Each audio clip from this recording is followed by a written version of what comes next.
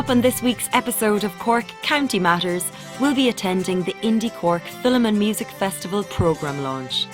Then prepare to be petrified as we enter Ireland's most terrifying scarehouse experience, the Nightmare Realm.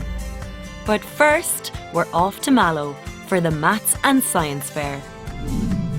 Hello, I'm Judy and welcome to Cork County Matters. We're here outside the impressive Mallow GAA complex, where inside the Mallow Maths and Science Fair is taking place. First level, second level and third level institutions are setting up tables inside to show us the best of maths and science.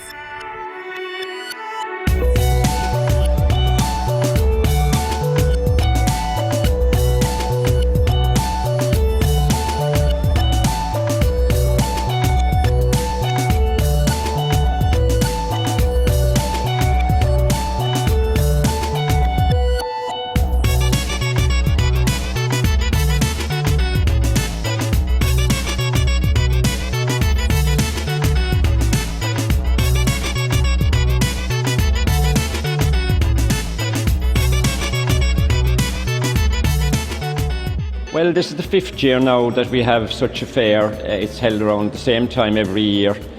We've had about 4,000 or 5,000 people attending for the last number of years, and I think the numbers will be quite good again today. It's part of a project that we have with 21 schools in the Mallow area, 16 primary schools and 5 second level schools. And for the last number of years they have been engaged with the University of Limerick in a project where they look at maths and science in a different way. We all know about what fears we have about maths at school, etc. But this is looking at maths in a friendly way, in a conceptual way, and an understanding way.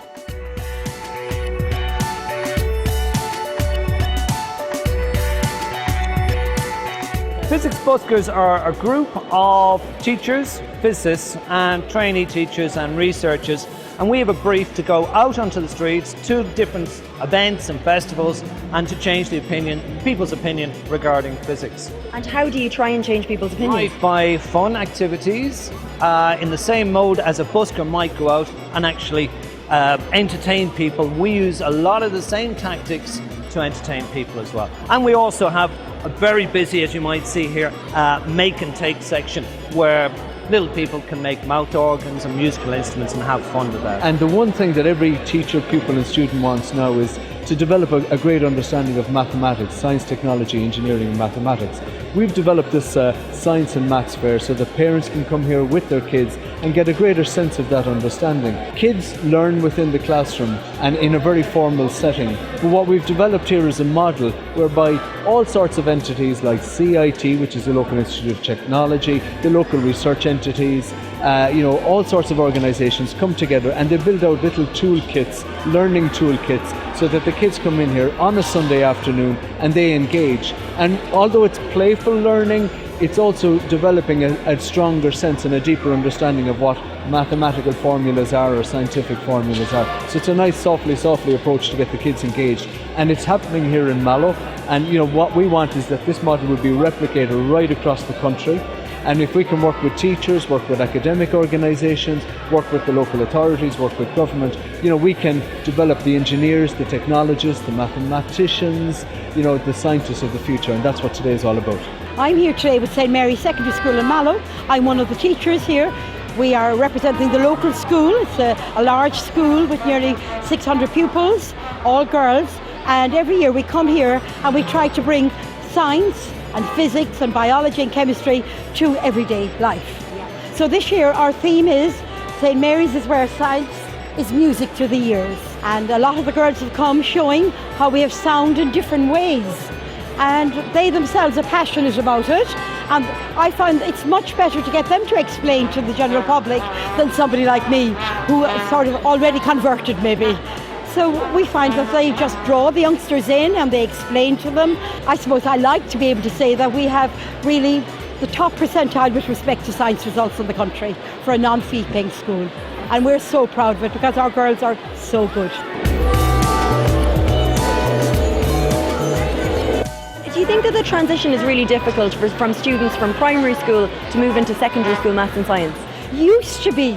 Not so much anymore. As you'll probably see, we have a number of primary schools in the locality, and I went around earlier to all their stands, and it was really so encouraging to see what they're doing. I was delighted, really was. In fact, they'll probably, take all our thunder. Hello guys, can you tell us what you're doing here today? Well, we're doing submarines, like the pen cap submarine. The pen cap is representing a submarine because if you squeeze it, you're putting pressure in the pen cap, so it's going up into the air bubble at the top, and when you're releasing it, when you let go, you're releasing the pressure so it rises back up. And also, Tom Philip Holland was an Irishman born in County Clare. He was a teacher in County Cork, but then he became an engineer, and how he designed his first submarine, the Holland 1, is he slipped on an icy Boston street, and he had lots of time in hospital after he broke his leg, so that's when he did it, but he wasn't too sure about it, so a local priest called Isaac Wellen encouraged him to fulfill his dreams to be the first man to build a submarine for the US Navy. And has this been a really fun project for you? Yeah, it has.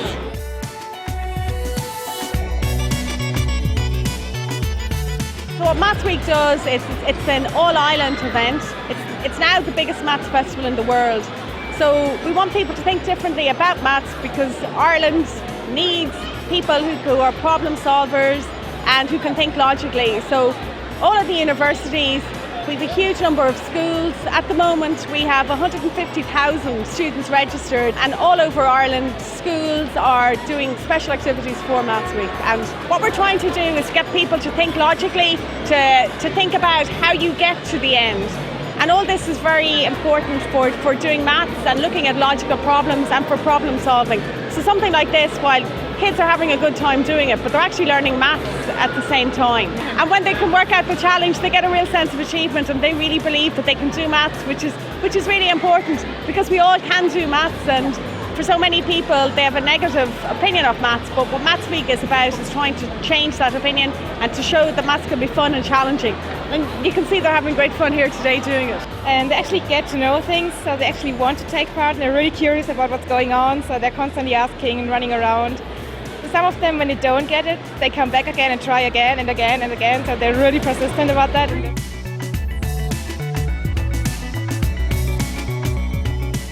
My wife and myself run a company called SciFest, which was set up to organise science fairs for second level students. Well, it's my wife Sheila who set it up originally. She was a teacher in Loretto College in Stephen's Green, and she used to put a lot of students into the Young Scientist, the BT Young Scientist in RDS. And she realised that an awful lot of students couldn't get in for one reason or another. So she had this idea once that to organise science fairs on a regional basis. Our main philosophy is to give an opportunity to every student who has a science idea that they want to develop and talk about. It's a great experience for them, even apart from the science. It develops their communication skills, their presentation skills, and their teamwork and all of those things. Can you please explain to me what your project is? Okay, so it was to see if parents drinking and their attitudes towards drinking, did it have an effect on their teenagers' drinking patterns? And we found that it did. We found that especially the father's drinking pattern had a major role. We found that the mother's attitudes and the father's attitudes had a big effect, particularly if the father or the mother allowed their adolescents to drink on special occasions. Their adolescent was likely to be up to 4 times more likely to be a hazardous drinker. Where did the idea come from initially to come up with this? Well, we were celebrating our junior serve results, and we were on our junior serve results night out, and we noticed that people our own age were starting to drink, and some heavily and others weren't. And everybody says the peer pressure is one of the reasons, but we'd see people who had the same friends, and some would drink a lot and others wouldn't, so we thought that there must be different reasons. So maybe parents had an influence, and that's what we decided to investigate. How many surveys and how much research went into making these statistics? Yeah, so our response rate was 37%, so we received 360 pupil surveys and over 500 parents, so it was over 902 responses. So yeah. Was it a really hard task to get all those people to fill those out? And yeah, we were happy with the response rate because it's quite a personal topic and that we weren't sure what people really the response rate, but it was a completely anonymous survey. So yeah, it was tough to get all them back, but we were delighted with it really, yeah. You've won the Young Scientist Award and you're up for a new award as well in America soon, are you? Yeah, well, we went to the European competition in Milan 3 weeks ago, and when we were there we got a prize to go to America, at the Intel competition. So yeah, looking forward to that. It's in May next year. Fantastic. And when did you actually finish the report? And what has it been like since? It's been really great. It's been such a great experience, and we've been at various kind of alcohol conferences, and we spoke to the health committee at All Éireann, and then there was Milan in itself. So it's just been great, really. It's been very busy, but we've really enjoyed it. Yeah. Lads, are you just friends, or are you going out with each other? No, we get that a lot. No, we fight a lot over the project as well. Like we're both kind of argue over, but it's good. Yeah. Like, yeah, but that's probably the right way to have it. That's part of the process. You know, anytime you make anything, you have to have disagreements and stuff like that. What do you want to do when you finish school? Well, we're both interested in science, and I really like statistics part of just this whole project. So I think I might look into something in statistics, but I'm not too sure yet, really. But what about yourself? Well, I'm doing biology chemistry in school, so I'm interested in that side of things. I'm not sure exactly what yet, but something along those lines anyway. I'd like to go into the arts. I plan to go into chemical engineering. Fireman. I'd be a doctor. A baker. Soccer player. An engineering teacher. Biologist. I'm not really sure exactly what I want to do, but I know I want to do something that involves maths and science. I'd like to build some machines to help the world.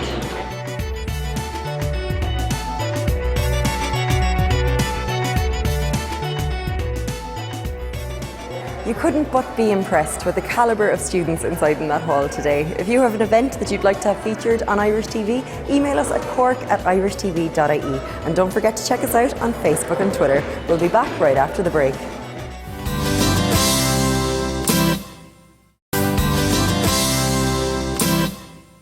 Hello and welcome back to Cork County Matters. We're on the Quay and we're about to go inside to the Rising Suns Brewery for the Indie Cork programme launch.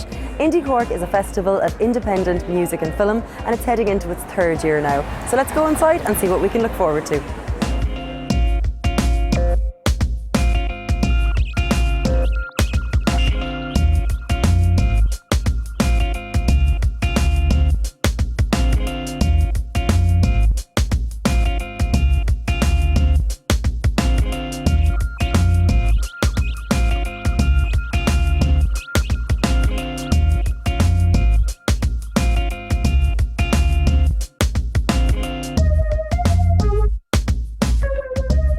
Mick, we're in the third year of Indie Cork. How are you feeling about this one? Absolutely delighted. You know, it was an aspiration 2.5 years ago when we launched it, and now we're into our third festival. Very pleased with the programme, very pleased with the support, and really pleased to realise that we're now the biggest festival for short films in Ireland.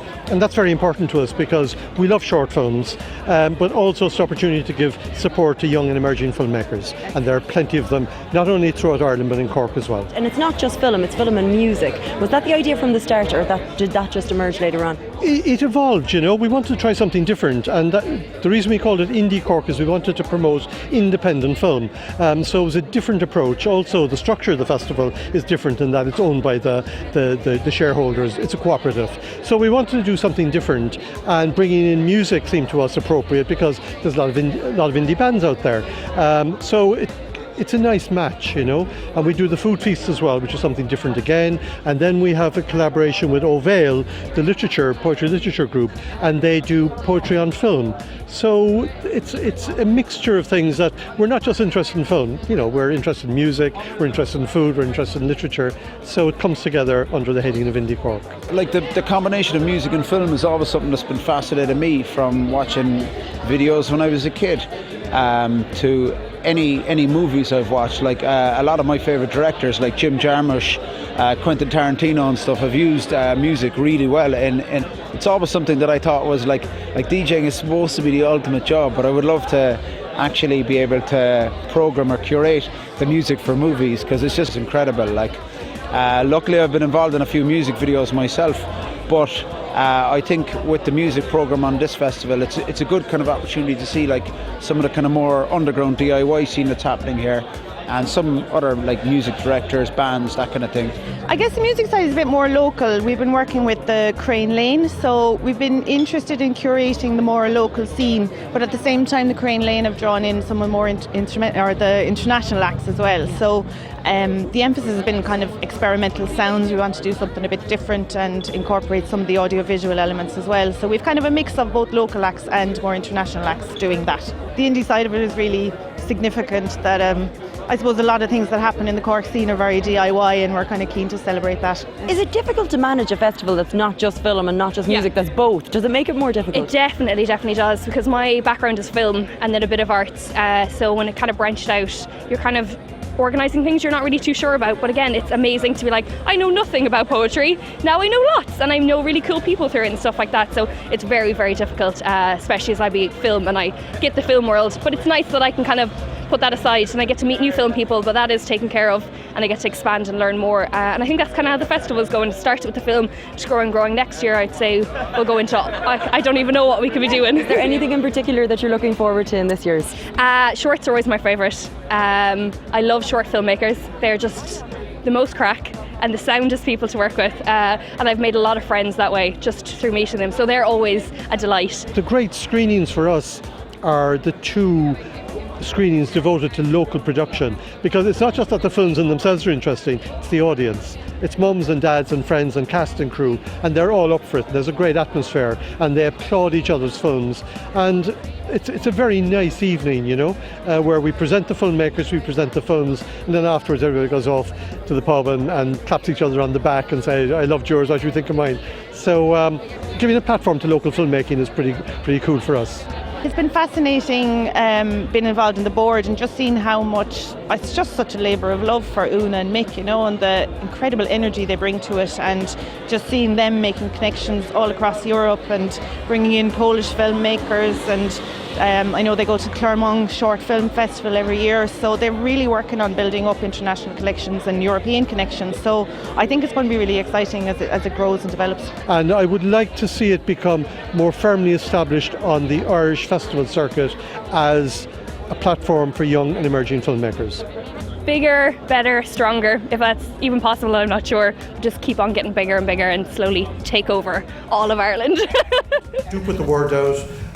It's not just that we need the business, it's that there are wonderful things in the programme. So there's a cracking week in store. It's Indie Cork Film and Music Festival, and the music element has grown exponentially this year. So thank you again.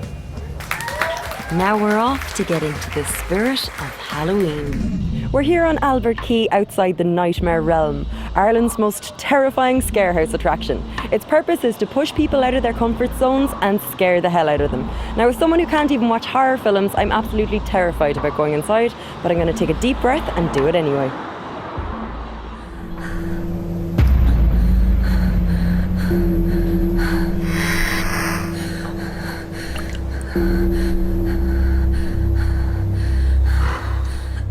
Set up about 9 years ago in Tralee, and we just took a chance on it to set up a scare house for people, and it just seemed to grow year on year. I suppose they were haunted houses all over the world, especially America. They seem to be the leading trend in scare houses, and we tended to follow what they were doing. We've been to a lot of them in the States, we've been to them in Asia, in Europe, we've done an awful lot of research into it, and it seems to be going well here, yeah. And compared to the most terrifying one that you've been in around the world, how does this rate? I think we stand up fairly well against any of the really, really horrible ones. I like to classify it as like a walk-through ghost train, but more intense. And on a train, at least you're sitting in a seat and you get to hold on to something. Here you've nothing. I like it's the fear of the unknown in this place that really kind of gets us to be popular. But I know it's an experience. It's unique. It is unique. Do you ever scare each other, or actually go home a little bit terrified? Oh yeah, as in like when I'm walking to the makeup room, I'm screaming up the stairs practically most of the time. Yeah. So I just have to warn people, don't scare me coming through, I'm not a customer. So they tend to do it anyway. Like it's an experience that you have to kind of experience for yourself, you know. So the security guard is just after telling me that so many people come here and leave stuff or drop stuff because they're so terrified, and this is what they do with the stuff that they leave behind. Well, we theme it differently every year. This year it's called the Rotten Village. It's based on a village that's stuck in time, and it's all the horrible inhabitants that are in there, and you're walking in and out of all the shops inside there. The reviews for this year are like 5 stars the whole time. We're really, really happy with the show. People come out absolutely exhilarated from it. You know, the adrenaline is pumping. Some people are coming out laughing, some people are coming out in hysterics and sweating, but the overall feeling is that they've enjoyed the show. Like, I'm nervous, but I know he's going to be worse than me, so I'm okay. Yeah, I think so. Yeah. He's just going to use me as a human shield, like, I know he is, so that's the plan, yeah. She'd be like better with like fear and stuff like that. She'd always be the one scaring me at home. I like the idea of it, but then I get so terrified. One of the girls I work with, she said she came out of there and she couldn't even talk. Wait till you see a master. Do you scare easily? I'm worse than a girl. Are you? I am, so we'll hear your screams from out here. Well, I have like me and my friend, both of us all. It's crazy, Yeah. I cannot wait to see you afterwards, guys. Have a brilliant time and we'll catch up with you in 20 minutes.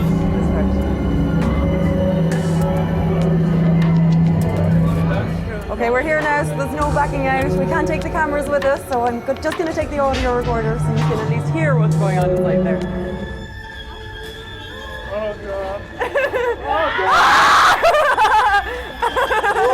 Oh God. Okay. Safe fast. Oh God.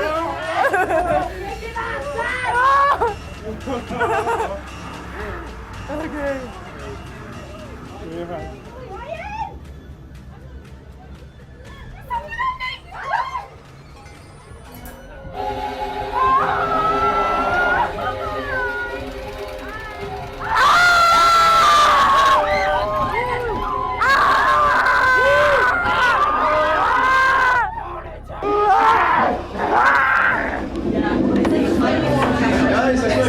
You're shaking, are you okay? I was not expecting that at all.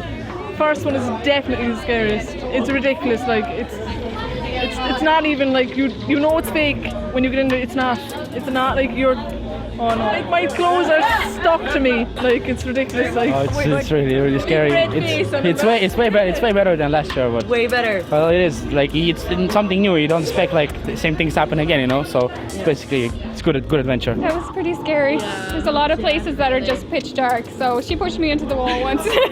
You did not. I was like holding onto her arm and I was just like, yeah, you lead the way. We did better than the guy using his girlfriend as a shield. Oh, it's terrifying. It was like nothing we expected. No, I didn't expect it to be that scary at all. Like, I was expecting me to be fine, but I wanted to leave after the first level, and then I just soldiered on because I knew he wanted to do it. So. And did you want to leave as well? Yeah. I just pretended. I was like. You were screaming. He was screaming more like a girl than I was. I was like, what? What is that? Yeah. Out of 10? 10. 10. Same 10. Definitely 10. Yeah. You recommend it to everyone? Oh, definitely. You want to be scared. You want to be scared. Well, that was the perfect mixture of being absolutely terrified and feeling absolutely brilliant. I'd highly recommend coming down here if you can before it ends, and if not, get here next year because it's going to be even bigger and even better. If you have an event that you'd like to have featured on Irish TV, email us at cork@irishtv.ie, and don't forget to check us out on Facebook and Twitter. We'll see you back here next week.